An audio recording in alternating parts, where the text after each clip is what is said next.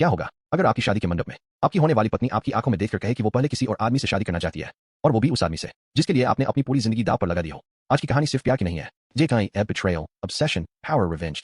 एक ऐसा आदमी जिसने अपने एम्पायर किया, जिसने को सर्वेंट गर्लफ्रेंड, जिसने रातों की नींद, अपना सम्मान, अपनी जिंदगी, सब कुछ उसके नाम कर दिया। लेकिन शादी के दिन उस लड़की ने कहा, मेरा चाइल्डहुड फ्रेंड है वाला है, मैं पहले उससे शादी करूंगी, बाद में तुमसे। और बस इसी पर एक सर्वेंट गया और फिर हुआ एक किंग का। जे अब आरिफ सूर्यवंशी कहीं Boang Segedian, एक सिंपल एम्प्लॉय, लेकिन कसक तरीक अर्बो के सूर्य कॉर्पोरेशन का मालिक था। जिस दिन उसे रिजेक्ट था, उसे नहीं पता था कि वो सिर्फ एक बॉयफ्रेंड का थोड़ी, वो अपनी पूरी दुनिया खोने वाली थी, क्योंकि जिस एम्पायर पर वो क्वीन थी। और जब एक किंग हाथ आया तो महल नहीं बचते, सिर्फ खंडहर बचे हैं। लेकिन कहानी यही खत्म नहीं होती। गो आरिफ एक बगन से प्यार करनी थी, Priyanka Roy, beautiful, dangerous, obsessed, एक ऐसी औरत गो आरिफ बनाने के लिए उसने सिर्फ आरिफ दिल ना, उसने उसकी पूरी जिंदगी अपने नाम कर ली। और दूसरी तरफ ऐसा जिसे लगा कि उसने एक सर्वेंट से पाया, लेकिन जब उसे सच्चाई पता चली तब तक बहुत देर हो चुकी थी। कंपनी में गई थी, एम्प्लॉइज रिजाइन कर रहे थे, ब्लैक कार्ड्समैन हो गए थे, लक्ष्य थी, और जिस फेक लवर का वही आदमी उसकी जिंदगी बर्बाद करने वाला था। एक ऐसी cinematic dark romance audio book है जिसमें एड billionaire revenge, wedding betrayal, toxic love, possessive wife, emotional destruction ending. गो आपको आई सेकंड तक पाऊंगा, क्योंकि आज रात एक लड़की अपनी जिंदगी की सबसे बड़ी गलती करने वाली है, और एक किंग अपना असली चेहरा दिखाने वाला है। क्या करोगे तुम अगर जिस लड़की को तुमने अपनी आत्मा तक दे दी हो, जिस लड़की के लिए तुमने पूरा 1 साल परछाइयों में रहकर सब कुछ कुर्बान कर दिया हो, वही तुम्हारी शादी के दिन तुम्हारी आंखों में देखकर कह दे कि वह पहले किसी और आदमी से शादी करना चाहती है? आज रात बिजनेस वर्ल्ड का राजा नौकर बनने का नाटक खत्म करने वाला है। आज रात मुखौटा आखिरकार गिरने वाला है। कहानी यहीं से शुरू होती है। मैं मंडप के नीचे खड़ा हूं। हवा में फूलों और धूप की खुशबू घुली हुई है, लेकिन मुझे सिर्फ धोखे की बदबू आ रही है। मेरे सामने आयशा खड़ी है। पूरे 1 साल तक, 365 दिनों तक मैंने उसके लिए सब कुछ दिया। मैंने अपनी नींद छोड़ दी, मैंने अपनी सेहत बर्बाद कर दी। मैं मशीन की तरह काम करता रहा सिर्फ इसलिए ताकि उसे कभी महसूस न हो कि वह मुझसे हैसियत में नीचे है। मैंने अपनी असली पहचान छुपा दी, अपनी दौलत छुपा दी, अपनी ताकत दबा दी। मैं एक परछाई बनकर उसके पीछे चलता रहा ताकि उसका अभिमान कभी टूटे नहीं। और आज मुझे उसका इनाम मिल रहा है। यादें मेरे दिमाग में चाकुओं की तरह उतर रही हैं। वे रातें जब मैं उसके लिए रसोई में सूप बना रहा होता था। वह रात जब उसने सुबह 3 बजे कहा था कि उसके सिर में दर्द हो रहा है। मैंने सिर्फ डॉक्टर को फोन नहीं किया था, मैं खुद ठंडी सड़कों पर भागा था सिर्फ यह देखने के लिए कि वह ठीक है या नहीं। हर कुर्बानी, हर कोशिश, हर धड़कन जो मैंने उसके नाम कर दी थी, आज बेकार लग रही है। आयशा धीरे से मेरी तरफ देखती है। उसके लंबे काले बाल कंधों पर गिर रहे हैं। दुल्हन के लिबास में वह किसी सपने जैसी लग रही है, लेकिन उसकी आवाज किसी मौत की घंटी जैसी लग रही है। आरव, मुझे तुमसे कुछ कहना है। मेरे सीने में भारीपन भर जाता है। साहिल, उसे कैंसर है, वह धीमे से कहती है। उसकी आखिरी इच्छा के लिए, उसकी खुशी के लिए, क्या मैं आज उससे शादी कर सकती हूं? बस आज के लिए। बाद में मैं तुमसे शादी कर लूंगी, और उसी पल मेरी पूरी दुनिया रुक जाती है। हर देर रात, हर कुर्बानी, हर भविष्य जो मैंने हमारे लिए बनाया था, 1 सेकंड में राख बन गया। मुझे आखिरकार सब समझ आ गया। मैं उसके लिए पति नहीं था, मैं सिर्फ एक बैकअप प्लान था, एक सहारा था। जब मैं उसके लिए साम्राज्य बना रहा था, तब वह साहिल के साथ व्यस्त थी। मेरा दिल सिर्फ टूटा नहीं, वह पूरी तरह बिखर गया। हॉल में फुसफुसाहट शुरू हो जाती है। अरबती बड़े लोग, वे लोग जो मेरी असली पहचान जानते हैं, उनकी दबी हुई हंसी सन्नाटे को चीर रही है। क्या वह आरव सिंघानिया है? वही टाइकून जो आधे देश का बिजनेस कंट्रोल करता है? वह एक ग्रीन टी बॉय से हार रहा है। मेरे सामने साहिल नाटक करते हुए सीना पकड़कर बैठा है, जैसे कोई मरता हुआ हीरो हो, लेकिन उसकी आंखों में जीत साफ दिखाई दे रही है। आयशा, ऐसा मत करो, वह नकली कमजोर आवाज में कहता है। आरव ने इतने बड़े लोगों को बुलाया है, मेरी वजह से शादी मत तोड़ो। आयशा तुरंत उसकी तरफ मुड़ती है, और उसकी आवाज में वह नरमी होती है जो उसने कभी मेरे लिए इस्तेमाल नहीं की। मैं शादी नहीं तोड़ रही साहिल, बस आज दूल्हा बदल रही हूं। आरव को समझना होगा कि यहां उसकी कोई कीमत नहीं है। यह कंपनी मैंने बनाई है, ये लोग मेरे नाम पर यहां आए हैं। मेरे अंदर कुछ आखिरकार टूट जाता है, प्यार का आखिरी धागा भी टूट जाता है। मैं गहरी सांस लेता हूं, मेरी आवाज बर्फ जैसी ठंडी हो जाती है।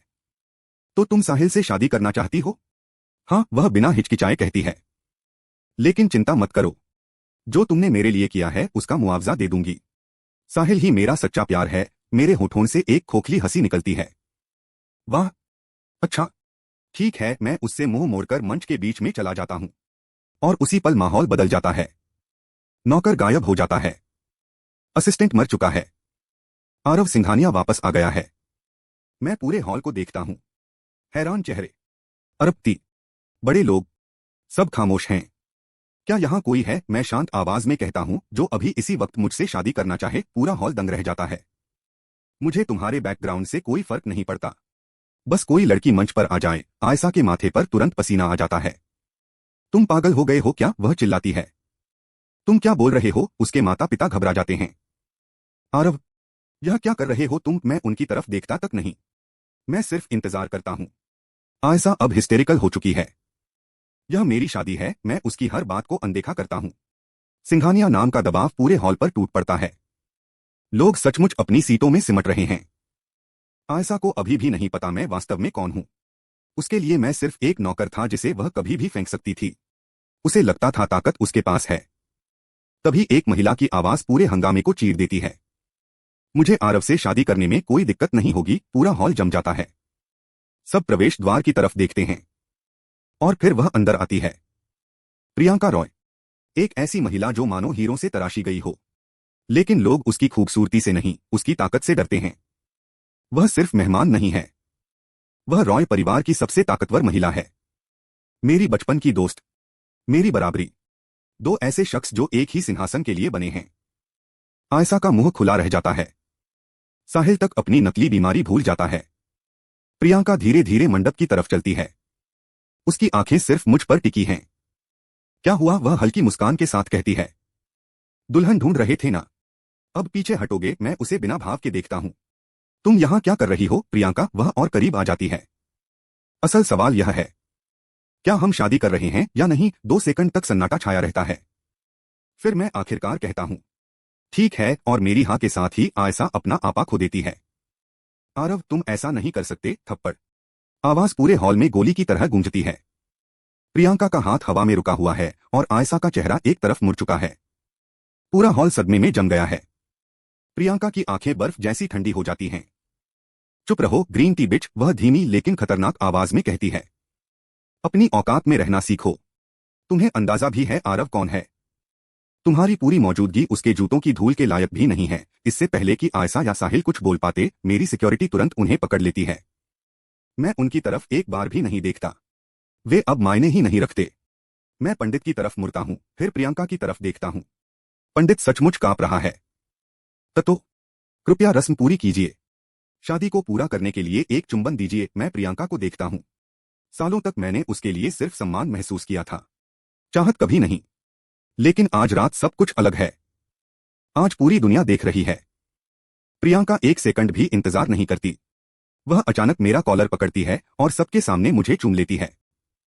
ताकतवर, अधिकार जताने वाला, ऐसा चुंबन जो पूरी दुनिया को बता देता है कि सिंघानिया साम्राज्य को आखिरकार उसकी रानी मिल गई है। और जैसे ही वह चुंबन खत्म होता है, पूरा हॉल स्तब्ध खामोशी में जम जाता है। नफरत करने वाली औरत से ज्यादा खतरनाक क्या होता है? एक ऐसी औरत जो बचपन से तुमसे प्यार करती हो और तुम्हें अपने पास रखने के लिए पूरी दुनिया जलाने को तैयार हो। आयशा को लगा था कि वह एक नौकर को नौकरी से निकाल रही है। उसे यह एहसास ही नहीं था कि उसने एक भगवान के खिलाफ युद्ध छेड़ दिया है। आयशा गुस्से से कांप रही थी। वह ठीक से खड़ी भी नहीं हो पा रही थी। उसे समझ ही नहीं आ रहा था कि उसका वफादार कुत्ता आज उसके सामने खड़ा कैसे हो गया। वह मुझे घूरते हुए चिल्लाई, आरव, मैं तुम्हें नौकरी से निकालती हूं। सुन रहे हो तुम? आज के बाद तुम्हें आयशा एंटरटेनमेंट के अंदर कदम रखने की भी इजाजत नहीं है। तुम्हारी और मेरी दुनिया अब अलग है। निकल जाओ यहां से और इस ग्रीन टी बिच के साथ रहो। पूरा हॉल अचानक खामोश हो गया। लोग उसे ऐसे देख रहे थे जैसे उसके सिर पर दूसरा सिर उग आया हो। जो लोग मेरी असली पहचान जानते थे, वे डर से फुसफुसा रहे थे। क्या यह पागल हो गई है? उसे पता भी है वह किससे बात कर रही है। आयशा एंटरटेनमेंट तो मजाक है। आरव सूर्यवंशी, सूर्य कॉर्पोरेशन और स्टार कॉर्पोरेशन के पीछे की असली ताकत है। ट्रिलियंस की संपत्ति, ट्रिलियंस का बैकअप। उस जैसे आदमी का इस्तेमाल होना भी किसी लड़की की जिंदगी का सबसे बड़ा सम्मान होता। और यह उसे निकाल रही है। मैं बस उसे देखता रहा। मैंने तुरंत जवाब भी नहीं दिया। दुश्मन? वह मेरी दुश्मन बनना चाहती है। क्या मैंने इन लोगों के लिए 1 साल मुफ्त में काम किया सिर्फ इसलिए कि वे भूल जाएं मैं कौन हूं? मैं आरव सूर्यवंशी हूं। सूर्यवंशी। मेरी एक उंगली पर बाजार गिर सकते हैं, मेरी एक मुस्कान पर साम्राज्य खड़े हो सकते हैं। मैं आगे बढ़ा। मैंने फुसफुसाया नहीं, मैं गरजा। आयशा, आयशा कुमारी, तुम्हारा दिमाग खराब हो गया है क्या? भीड़ तक डर गई। तुम्हें सच में लगता है कि मैं तुम्हारे नीचे काम करता था?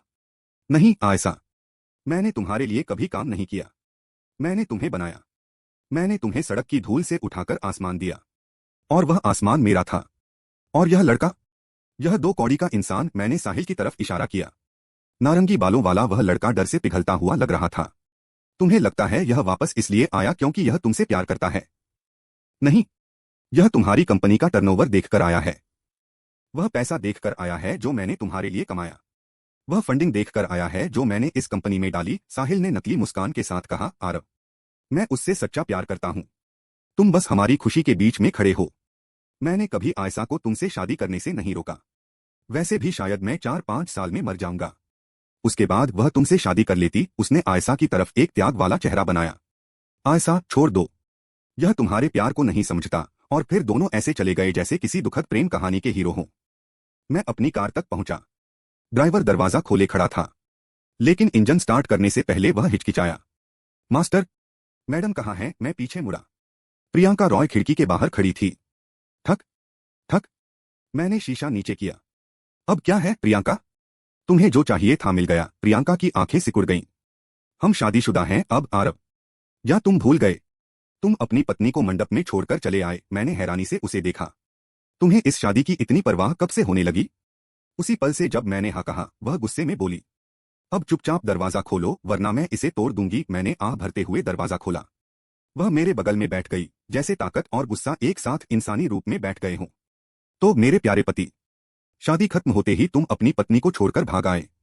दिमाग में चल क्या रहा है तुम्हारे? मैंने उसकी तरफ देखा। प्रियंका, तुम्हारी स्टार एंटरटेनमेंट कॉर्पोरेशन वैसे ही शानदार चल रही है। तुम खुद एक रानी हो। तुम्हें मेरी क्या जरूरत? उसकी आंखें एक पल के लिए नरम हुई, फिर से खतरनाक हो गईं।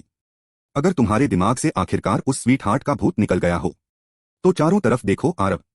इस दुनिया में ऐसी लड़कियां भी हैं जो सच में तुमसे प्यार करती हैं। मैं उसे घूरता रह गया। तुम मुझसे प्यार? वह लाल पड़ गई, लेकिन गुस्से के पीछे उसे छुपा लिया।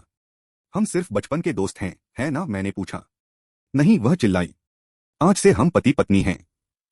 और अगर तुमने किसी दूसरी लड़की की तरफ देखा भी, खासकर अगर तुम उस ग्रीन टी बिच के पास वापस गए, तो मैं तुम्हारे माता पिता से बात करूंगी, तुम्हारी सारी संपत्ति अपने नाम करवा लूंगी और फिर तुम्हें पहाड़ से नीचे धक्का दे दूंगी। मैं उसे देखकर स्तब्ध रह गया।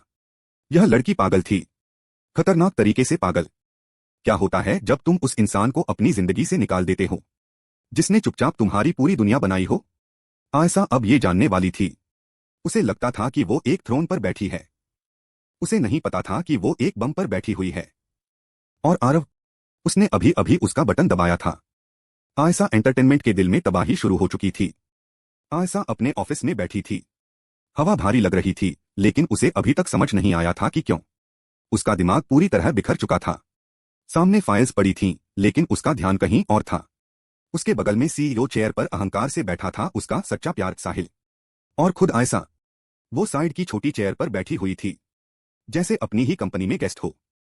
वो साहिल की तरफ देखती है। उसकी आवाज कमजोर थी। साहिल, क्या तुम्हें बुरा लग रहा है कि आरव मुझे छोड़कर चला गया? साहिल बिना उसकी तरफ देखे हंस देता है। मुझे क्यों बुरा लगेगा? वैसे भी जिस लड़की से उसने शादी की है, ठीक ठाक ही दिखती है। लेकिन उसके दिमाग में जरूर कुछ प्रॉब्लम है। ना कोई बैकग्राउंड, ना पावर। आरव ने तुम्हें छोड़कर अपनी जिंदगी की सबसे बड़ी गलती की है। अगर वो तुम्हारी कंडीशन मान लेता, तो शायद तुम उसे आराम की जिंदगी दे देती। आयशा धीरे से सिर हिलाती है। वो बहुत छोटी सोच वाला है। उसे लगा मैं उसे स्पेयर ऑप्शन की तरह इस्तेमाल कर रही थी। लोग इतने शैलो कैसे हो सकते हैं? बस बॉडी और ब्यूटी चाहिए होती है उन्हें। मैं ऐसी लड़की नहीं हूं जिसे खरीदा जा सके। लेकिन जब वो प्यार और प्योरिटी की बातें कर रही थी, उसी वक्त साहिल की नजरें ऑफिस की दीवारों पर घूम रही थीं। उसकी आंखों में सिर्फ लालच था। क्या बेवकूफ लड़की है, साहिल मन ही मन सोचता है। बस सारे प्रोजेक्ट्स अपने नाम ट्रांसफर करवा लूं, फिर मैं गायब। मुझे इस लड़की से कोई मतलब नहीं। ये लॉयल टाइप लड़कियां असल में सिर्फ मूर्ख होती हैं। लेकिन बॉडी अच्छी है। जाने से पहले इसका पूरा इस्तेमाल करूंगा। उसके दिमाग में गंदे और शिकार करने वाले ख्याल भरे हुए थे। आयशा को पता भी नहीं था कि उसने एक राजा को छोड़कर एक सांप को गले लगाया है। उसी वक्त शहर के दूसरे कोने में मैं एक डाइनिंग टेबल पर बैठा हूं जो लक्ष्यूरी से भरी हुई है। मेरी नई पत्नी प्रियंका मेरे सामने बैठी है। ये डिनर कम बैटलफील्ड ज्यादा लग रहा था, जैसे दो रूलर्स डिसाइड कर रहे हों कि इस मैंशन का असली किंग कौन होगा। प्रियंका वाइन सिप करते हुए मेरी तरफ देखती है। तो तुम्हारी एक्स गर्लफ्रेंड का पहला दिन शुरू हो चुका है तुम्हारे बिना। क्या लगता है वहां क्या हो रहा होगा? मैं चाय का कप उठाता हूं। जिन कंपनीज में इन्वेस्ट करने के लिए मैंने उसे कहा था, जो उसकी छोटी छोटी गलतियों को इग्नोर कर देती थीं, अब वो ऐसा नहीं करेंगी। अब हर छोटी गलती उसके ऊपर बम की तरह गिरेगी, और जब वो बम फटेगा आयशा प्रेशर संभाल नहीं पाएगी। प्रियंका मुस्कुराती है। उसकी मुस्कान खूबसूरत भी थी और डरावनी भी। सच में, वो धीरे से कहती है, अगर सड़क से किसी छोटे इंसान को उठाकर स्टार बना दो, तब भी अंदर से वो छोटा इंसान ही रहता है। कितना वक्त लगेगा कंपनी पूरी तरह बर्बाद होने में? मैं धीरे से चाय पीता हूं। ये इस बात पर डिपेंड करता है कि उसे डिस्ट्रॉय कौन कर रहा है। तबाही शुरू हो चुकी थी। आयशा एंटरटेनमेंट में काम रुक चुका था। ट्विन टावर्स प्रोजेक्ट खतरे में था। प्रॉब्लम यह थी कि उनके पास एक्सपीरियंस नहीं था। लीड आर्किटेक्ट्स नहीं थे। अचानक ऑफिस का दरवाजा जोर से खुलता है। 5 आदमी अंदर आते हैं। ये साधारण एम्प्लॉयज नहीं थे। ये इंडस्ट्री के टॉप सीनियर आर्किटेक्ट्स थे। उनमें से एक आगे बढ़ता है। मैम, हम रिजाइन करने आए हैं, अभी के अभी। आयशा शॉक में खड़ी हो जाती है। क्या? रिजाइन? क्यों? मैं तुम्हें लाखों की सैलरी देती हूं। ट्विन टावर्स प्रोजेक्ट का क्या होगा? Lead architect Jack David Rawlins Sahil की तरफ घृणा से देखता है। सैलरी हमारे काम के मुकाबले बहुत कम है। कम? आयशा चीखती है। तुम लोग लाखों कमाते हो। 5 आर्किटेक्ट्स एक दूसरे को देखते हैं। फिर डेविड आगे आता है।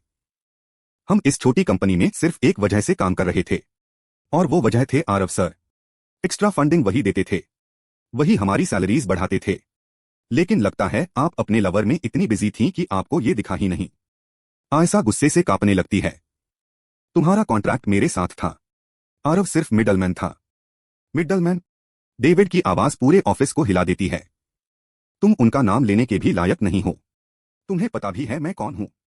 मैं डेविड रॉलिंस हूं। दुनिया की सबसे बड़ी फर्म्स मुझे हायर करती हैं। मैं यहां सिर्फ आरव सर की वजह से रुका था।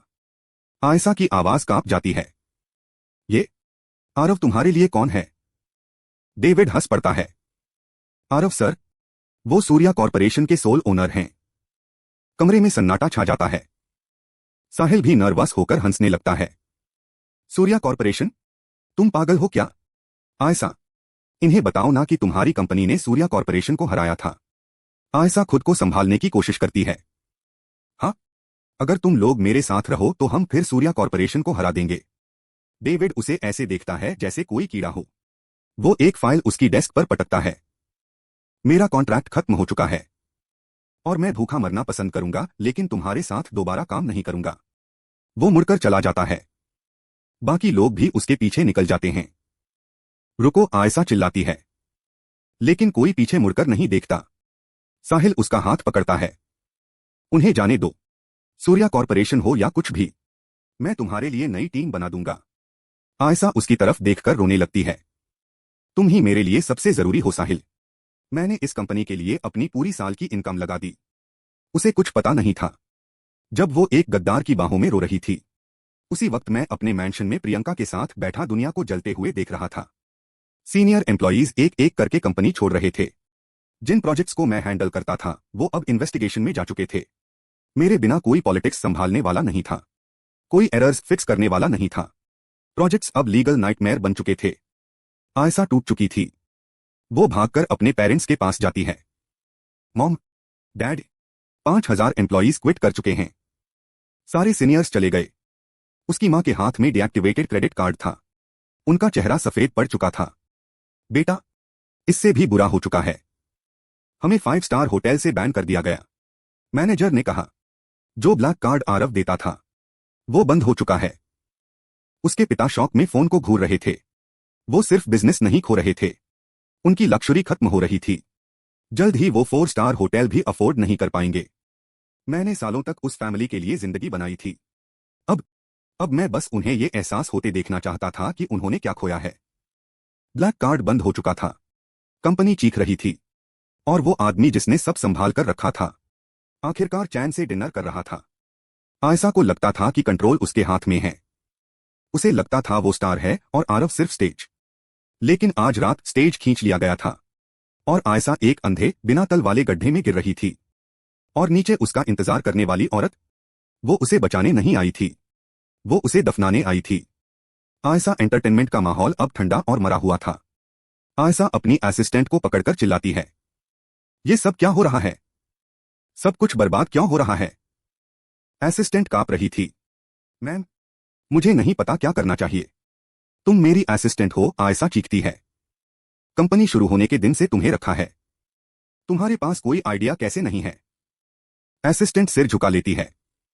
मैम, आरव सर सब कुछ करते थे, हर चीज। मैं सिर्फ क्रेडिट लेती थी क्योंकि आपने कहा था। मुझे कंपनी चलानी आती ही नहीं। आयशा वहीं जम जाती है। हर कॉन्ट्रैक्ट, हर स्ट्रैटेजी, हर सक्सेसफुल डील, वो उसका टैलेंट नहीं था। वो उस आदमी का काम था जिसे उसने खुद अपनी जिंदगी से निकाल दिया। जब आयशा की दुनिया जल रही थी, मेरी जिंदगी आखिरकार रोशनी देख रही थी। मैं प्रियंका के साथ था, मेरी पत्नी, मेरी बचपन की परछाई। हम दोनों सूर्या कॉर्पोरेशन की ऑफिस बिल्डिंग में बैठे शहर को देख रहे थे। प्रियंका मेरे कंधे पर सिर रखती है। ये बिल्डिंग अच्छी है, लेकिन सोचो, इसके बगल में स्टार कॉर्पोरेशन टावर हो, सूर्या प्लस स्टार, पूरा किंगडम। मैं हंस देता हूं। ये देश का सबसे एक्सपेंसिव एरिया है। यहां नई टावर बनाना आसान नहीं। तो क्या? वो शांत आवाज में कहती है, मैं बगल वाली बिल्डिंग खरीद लूंगी, गिरा दूंगी, और तुम्हारे पास अपनी टावर बनाऊंगी। मैं हमेशा तुम्हारे पास रहना चाहती हूं, आरव। मैं उसका चेहरा पकड़ता हूं। तुम मुझे एक मिनट के लिए भी अकेला नहीं छोड़ना चाहती ना? प्रियंका की आंखें अंधेरी हो जाती हैं। मैंने तुम्हें एक बार छोड़ा था, वो धीमे से कहती है। और तुमने क्या किया? दूसरी लड़की की कंपनी में सर्वेंट बन गए। तुम्हें पता है मैंने भगवान से कितनी बार प्रार्थना की? हर सुबह, हर रात, बस एक चीज मांगी, कि तुम दोनों अलग हो जाओ, कि तुम तकलीफ में वापस मेरे पास आओ। मैं उसे शौक में देखता हूं। क्या? हाँ, वो पागलों की तरह हंसती है। और देखो, मेरी प्रेयर्स पूरी हो गईं। कितना खूबसूरत है ना? फिर वो मुस्कुराती है। और उस साहिल के लिए सोच रही हूं उसे अफ्रीका भेज दूं। माइंस में काम करेगा। ये पनिशमेंट है या रिवॉर्ड? मैं कांप जाता हूं। तभी ऑफिस का दरवाजा जोर से खुलता है। आयशा अंदर घुसती है। उसके बाल बिखरे हुए थे, चेहरा टूटा हुआ लग रहा था। आरव, वो चीखती है, तुम क्या कर रहे हो? मैं उसे ठंडी नजरों से देखता हूं। तुम्हें अंदर किसने आने दिया? ये सूर्या कॉर्पोरेशन है, तुम्हारी जगह नहीं। आरव प्लीज, वो रोते हुए कहती है। मैं मजाक कर रही थी। साहिल मेरा चाइल्डहुड फ्रेंड है। उसे लास्ट स्टेज कैंसर है। वो कभी भी मर सकता है। उसके बाद मैं तुमसे शादी करने वाली थी। उसकी बेवकूफी की कोई सीमा नहीं थी। लेकिन प्रियंका अब शांत नहीं रहने वाली थी। धड़ाम, एक और थप्पड़। आयशा पीछे लड़खड़ा जाती है। प्रियंका उसकी तरफ झुकती है। लास्ट स्टेज कैंसर, पूरे बालों वाला पेशेंट, जो 5 स्टार होटल में दूसरी लड़की के साथ मजे कर रहा था। आयशा का चेहरा सफेद पड़ जाता है। क्या? क्या मतलब? प्रियंका फोन निकालती है। लाइव फीड है।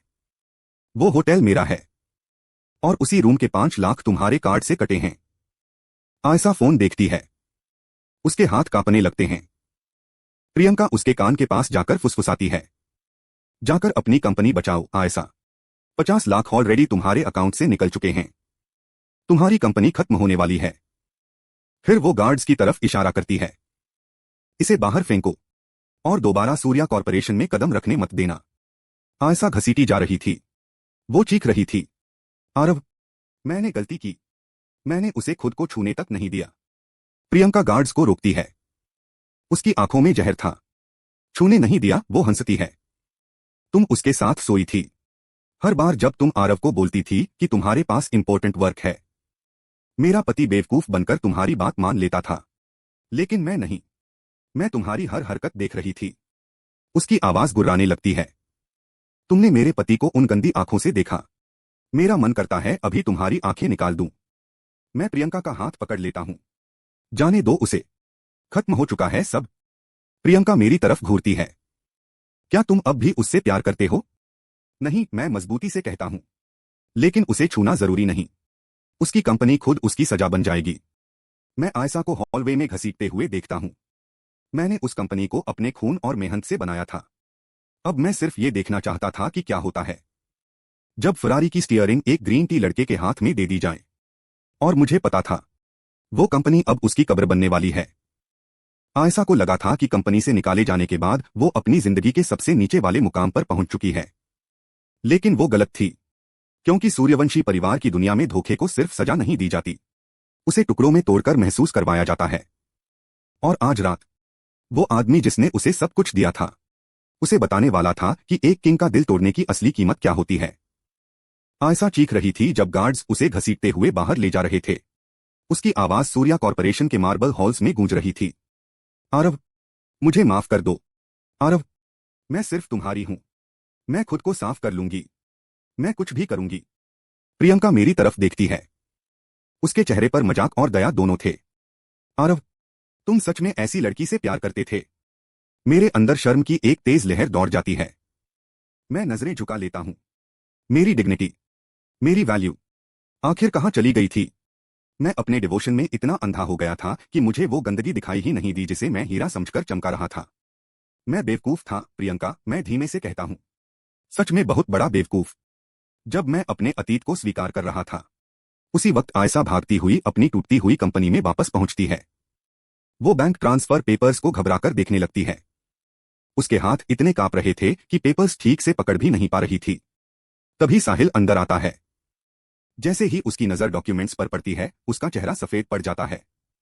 वो झपटकर पेपर्स छीनने की कोशिश करता है। आयशा, ये क्या देख रही हो? मुझे दो वो। आयशा उसे ऐसी नफरत से देखती है जैसे वो कोई कीड़ा हो। तू तू गंदा कीड़ा।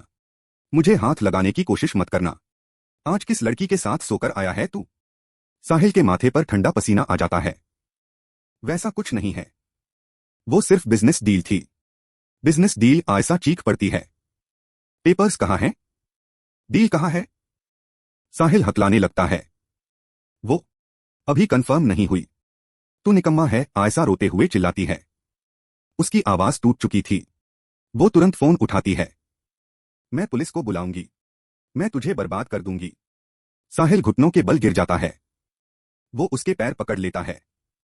नहीं, प्लीज, पुलिस मत बुलाओ। मैं पैसे वापस दे दूंगा। आयशा उसे जोर से लात मारकर दूर फेंक देती है। उसकी आंखों से आंसू लगातार बह रहे थे। अगर तू मेरी जिंदगी में नहीं आता, अगर तूने मुझे पॉइजन नहीं किया होता, तो 5 दिन पहले मैं अपने पति से शादी कर चुकी होती। सूर्या कॉर्पोरेशन मेरा होता। तुझे पता भी है सूर्या कॉर्पोरेशन क्या है? तूने मेरी पूरी जिंदगी बर्बाद कर दी। मैं तुझे नरक भेज दूंगी। वो पुलिस का नंबर डायल करने लगती है। उसी पल साहिल का चेहरा बदल जाता है।